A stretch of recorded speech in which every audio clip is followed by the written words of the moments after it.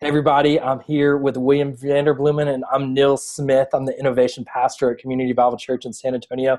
And William is my friend who is the CEO and founder of Vanderbloemen Search Group and now new author of the book Next, Pastoral Succession That Works. And so William, I'm excited to talk to you about the book and appreciate you taking the time today. Thanks, Nils. It's always a joy to visit with you and really reaching exponentially more people in a platform that, you guys are right on the front edge of a coming reformation, I think. Awesome. I appreciate it. Well, let's jump in. Before we jump into the book, though, I want the question I always love to ask you when we connect is what are you seeing? You get to connect with churches all over the country and really all over the world. What trends are you seeing and what are you getting excited about as you make those connections? Yeah, well, this is going to sound like I'm the guy that only owns a hammer, so everything looks like a nail. But we've just been chest deep in studying pastoral successions.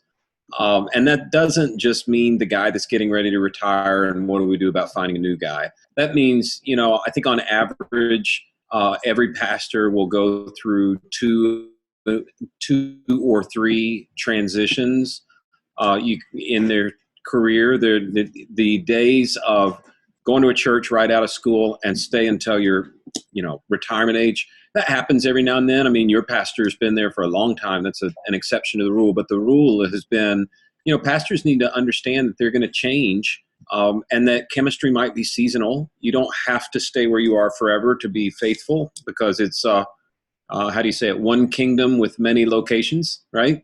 Wow. So, Jesus went from town to town and Paul never seemed to stick around very long. And I think what we're starting to see is there is a growing openness to the conversation about transitions. Wow. It used to be kind of taboo. If you talked about it, it meant you don't love me anymore. You want to go date somebody else. You want to, it's kind of like you're somehow being unfaithful by talking about it. So that's one trend that we really focused in on pretty big time. Other than that, the online community is growing, whether it's online giving, online attendance, online reading of the Bible. Our friends over at Lakewood will say, hold up your Bibles, right before the sermon, and about half the people are holding up phones now. So it's just a new day on the technology front. Yeah, and that's exciting. It's exciting for me, as you know, to see that happening and opens up some incredible opportunities for the church.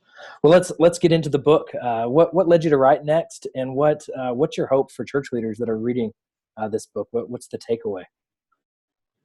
I think the big takeaway is it's never too early to start planning for your transition, and that might be succession. I didn't realize until we got to studying that in the corporate world, quite often the first item on the agenda for your first meeting as the brand new CEO is, all right, what are we going to do about your succession plan? And it's like the board feels a responsibility to shareholders to tell people, hey, here's what happens when our new CEO leaves, even though our new CEO is brand new. She or he is going to leave sooner or later. And I guess it just never really dawned on me that every pastor is an interim pastor, period. You can found your church and serve it for 40 years. You're still an interim pastor. There's going to be another pastor after you. The only two exceptions I can think of are if you run the church into the ground and it closes, which I'm thinking most people don't want to choose, or Jesus returns, which would be great. But I think we probably need to plan as if he might take a little while longer than we think. So, yeah. And you asked the reason why we wrote the book. The longer I've done searches now, I think we've had 500 searches under our belt now. The longer we've done it, the more we see that it's just a conversation people aren't having that needs to happen. There are quite a few churches that got planted, frankly, in the wake of Willow Creek and Saddleback really encouraging people to go plant churches. And they did. And now the people that planted those churches are hovering around, that age where it's time to start thinking about what do we do next. That was a big part of the beginning of the book. But the longer we got into it, the more we realized, man, I hope 30-year-olds buy this book because it's going to help them begin now to create options for the day that they need to transition to another church, or if they stay career long for the end, because so many guys that are retirement age don't have options for retirement, and they kind of have to stay because they haven't planned ahead. What do you say to pastors? And I hear some people say that retirement really isn't biblical, and that what should pastors look to? How should they transition? You don't necessarily want to just transition to the golf course.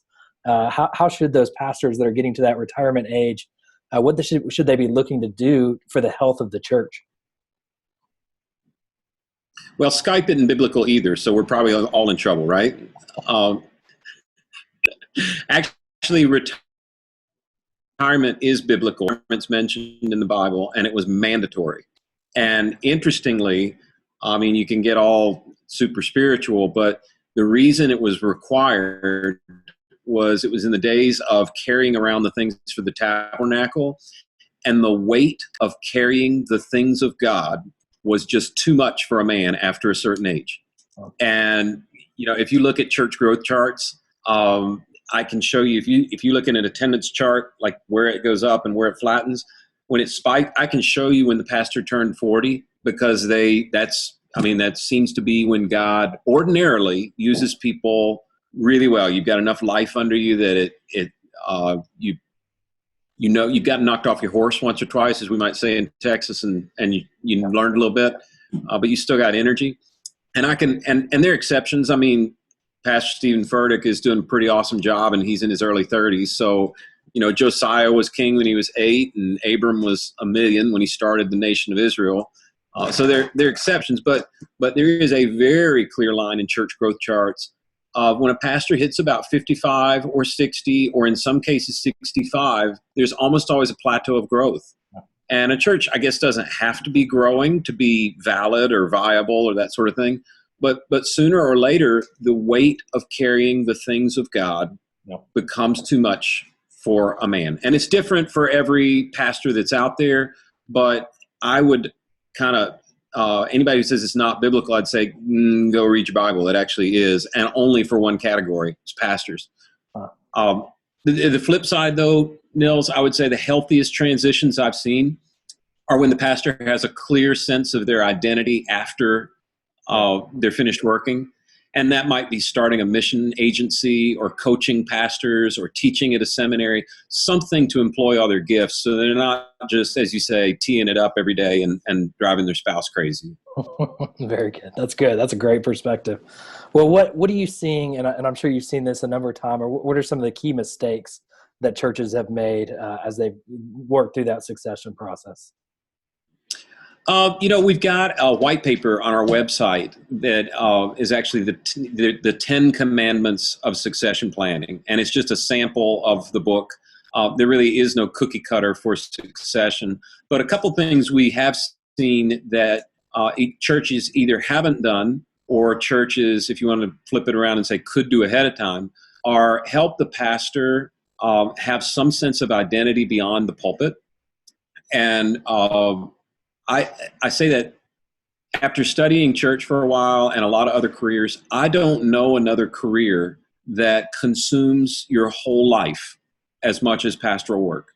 If you are a good pastor, you love your church, you do your spiritual life there, your friendships are there, your kid's wedding is where you go to work. I mean, who else does that? Everybody else can kind of leave it at home. Pastors don't.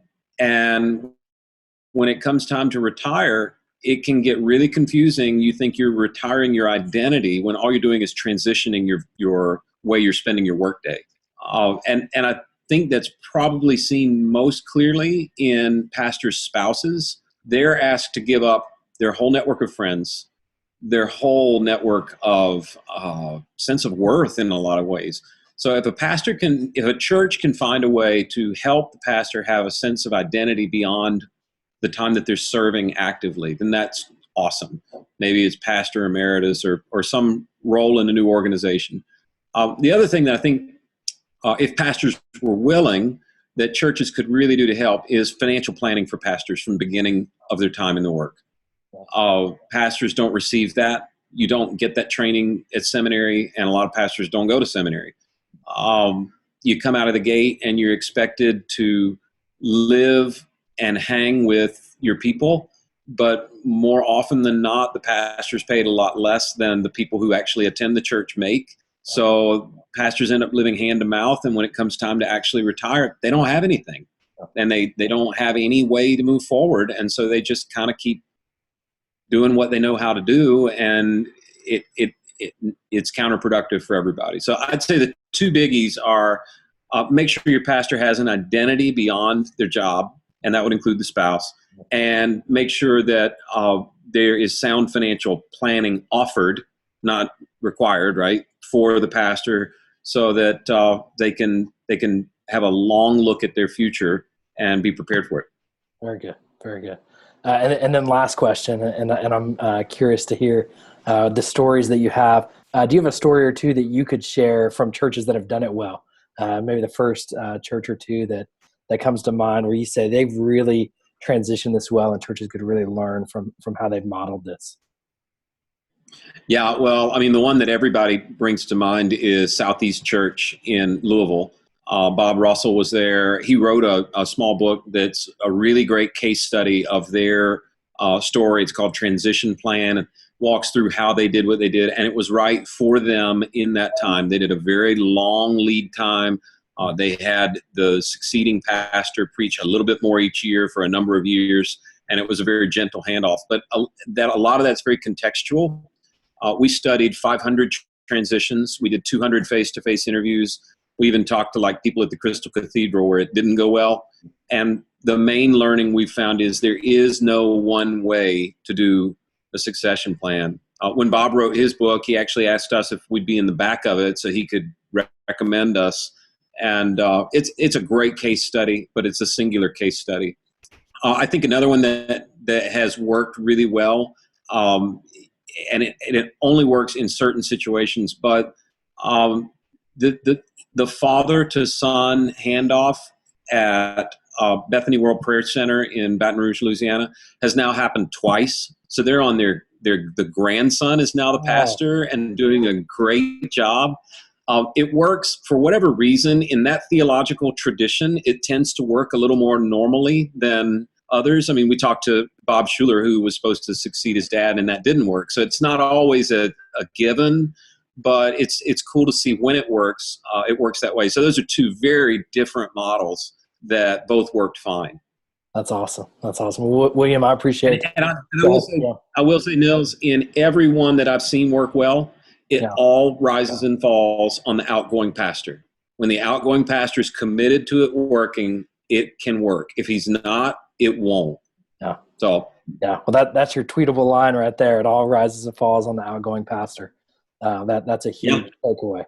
Well, William, I appreciate you taking the time right now to chat with us and those that are watching this video. And I appreciate the work you're doing in the kingdom. The work you guys are doing at Vanderbloemen Search Group is incredible, serving so many churches and creating this resource to help thousands more.